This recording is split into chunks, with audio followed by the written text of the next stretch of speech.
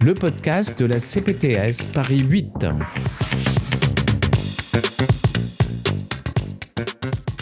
Bonjour Charlotte Burgot. Bonjour. Tu es diététicienne, tu es spécialiste de l'obésité et en particulier des TCA. Tu nous rappelles ce que c'est que les TCA ? Oui, alors les TCA, c'est les troubles des conduites alimentaires. Et moi, je prends en soin beaucoup de personnes qui souffrent de l'hyperphagie boulimique. Alors, en pratique, on a déjà fait un premier podcast. Oui. Où on a parlé un petit peu de la théorie.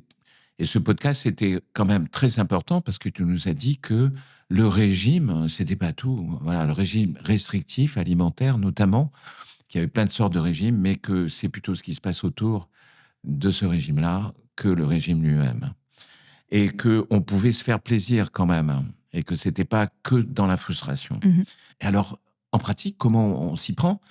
Parce que ça a l'air quand même plus compliqué que ça. Je viens de voir, je suis en situation d'obésité. Je vais changer mon assiette, c'est tout ? Non. Non, effectivement, c'est un petit peu plus compliqué que ça. Les étapes, elles vont être différentes quand même d'une personne à l'autre. Il n'y a pas de trame à suivre pour chaque personne. Donc, le chemin, il reste quand même similaire, c'est-à-dire qu'on va suivre une forme de déconstruction, globalement, plus ou moins importante en fonction du niveau de restriction cognitive du patient. Restriction cognitive. Voilà, la restriction cognitive, qui est donc l'intention de contrôler son poids, de ne pas en prendre ou de chercher à en perdre. Donc, la déconstruction, elle va être plus ou moins importante en fonction de ça. Et puis, globalement, c'est un apprentissage de soi et de ses propres besoins et de guider le patient vers une alimentation qui va répondre à tous ses besoins. Donc, en fait, c'est une espèce d'approche holistique, même sur le plan diététique. D'accord, c'est-à-dire, c'est éviter... en gros, ce que tu veux dire par restriction cognitive, c'est que plus j'y pense et moins j'y arrive, finalement. Oui, plus je cherche à contrôler et à suivre des règles rigides, strictes en fait, moins je vais y arriver ou plus ça va me mettre en échec en tout cas. Oui, mais ça va me donner de la frustration plus que du plaisir, quoi. Oui, c'est ça. On peut avoir en fait une espèce de cycle restriction-relâchement qui peut se caractériser en fait par des phases où on mange quasiment rien, on se retient, on se met au régime, quoi, à la diète, et des phases où on relâche et où ça se passe pas très bien. En fait, on se sent pas bien, il y a beaucoup de culpabilité, d'émotions négatives, etc. Donc c'est un cercle assez vicieux et on essaye d'en sortir. C'est vraiment le but du suivi. Est-ce que tu peux nous donner un exemple ?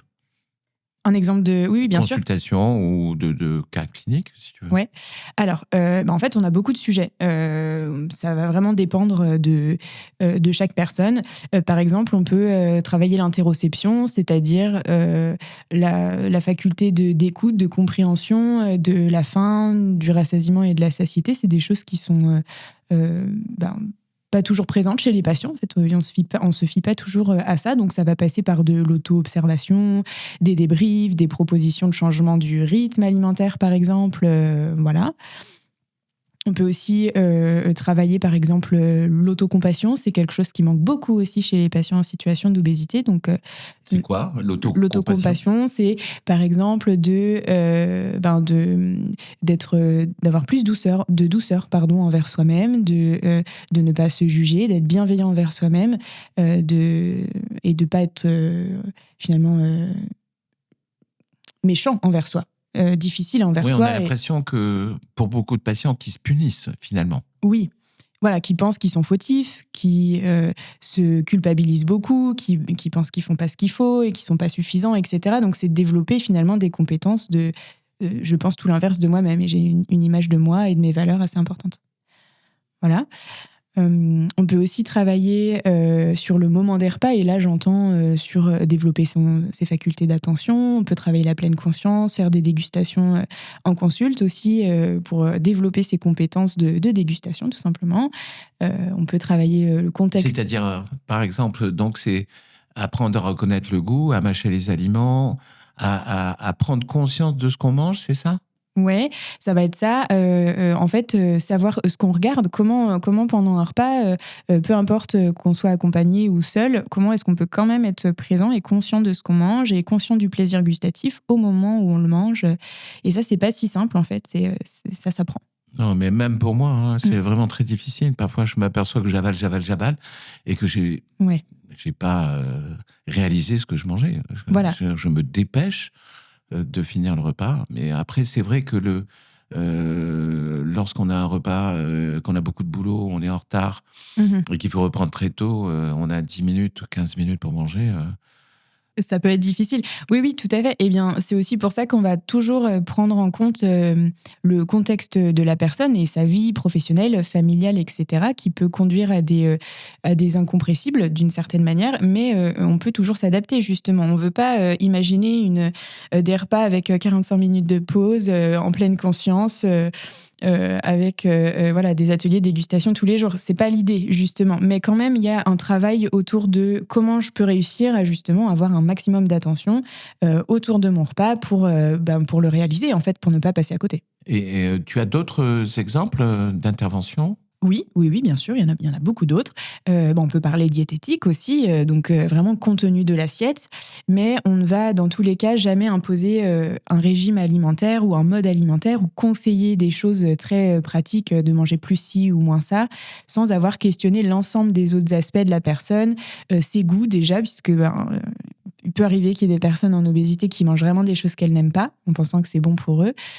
Donc on peut viser une alimentation méditerranéenne, mais que si on a déjà questionné l'ensemble des autres sphères de la vie du patient au préalable. Bon, il y a aussi une question de TCA, j'en ai parlé tout à l'heure.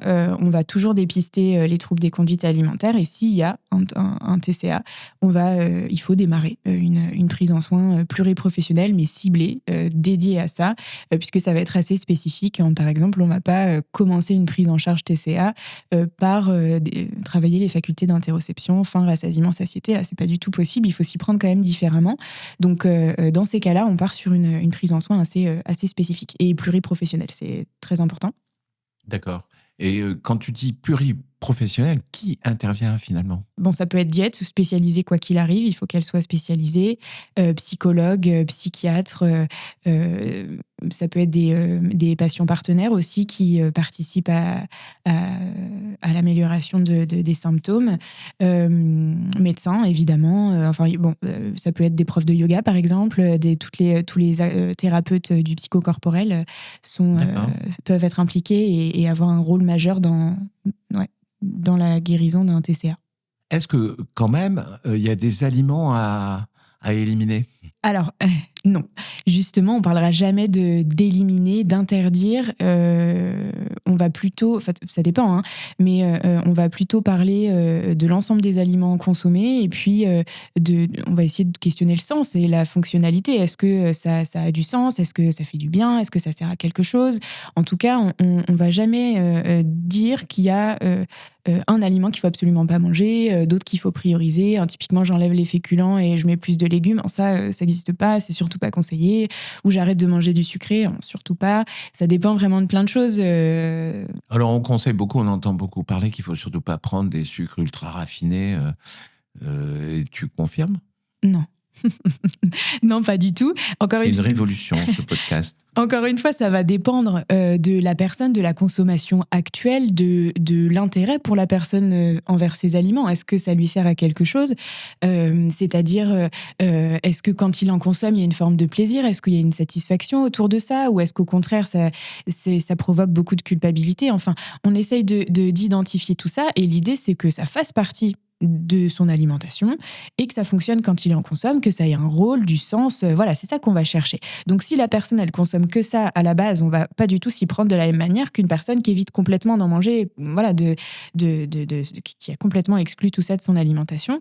On va plutôt chercher le sens, en fait. Et donc, la consommation, au final, que je vais conseiller de ces aliments-là, elle va être très variable d'une personne à l'autre. Mais Par exemple, qu'est-ce que tu ferais avec... Je suis en train de penser à un de mes patients Oui.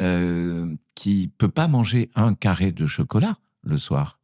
Elle prend la tablette à chaque fois. Ouais. Dès qu'elle mange un carré, elle mange la tablette. Ouais.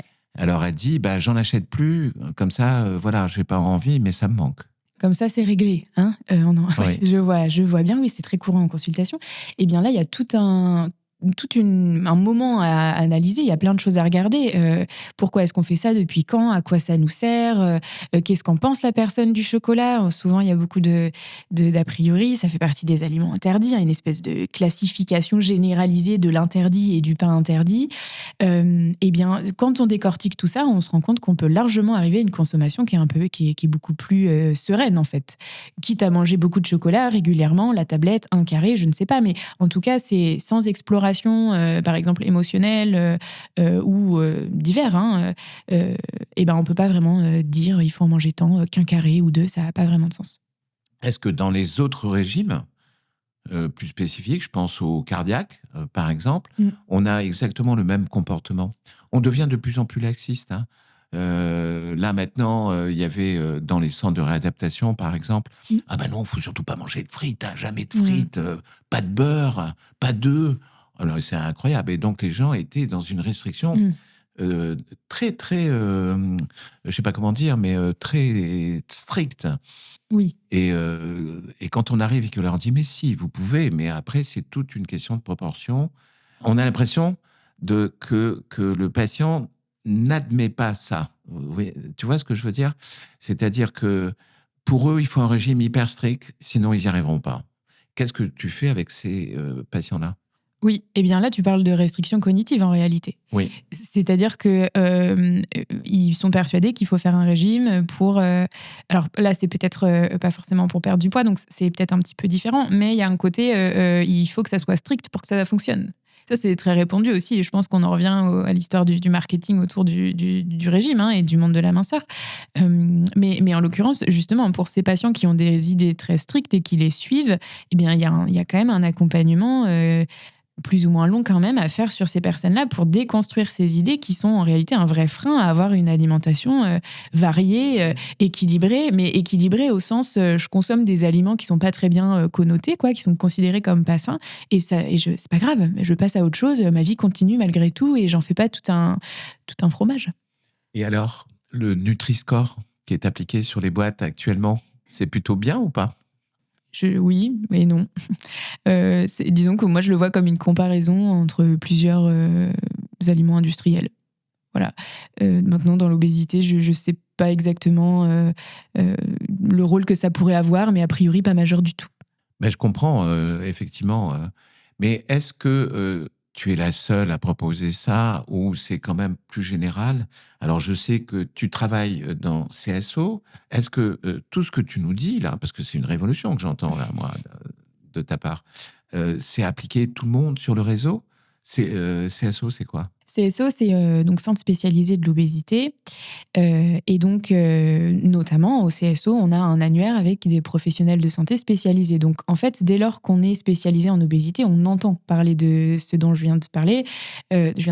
C'est donc une alimentation plutôt intuitive. Hein. C'est pas forcément que ça, mais en tout cas, une alimentation qui se rapproche des besoins du patient de manière générale et pas strictement des besoins énergétiques et nutritionnels. Donc oui, je ne suis pas la seule personne qui fait ça et les personnes spécialisées en obésité le font aussi, heureusement. Est-ce qu'il y a des recommandations spécifiques qui ont été dictées là-dessus, justement, ou non?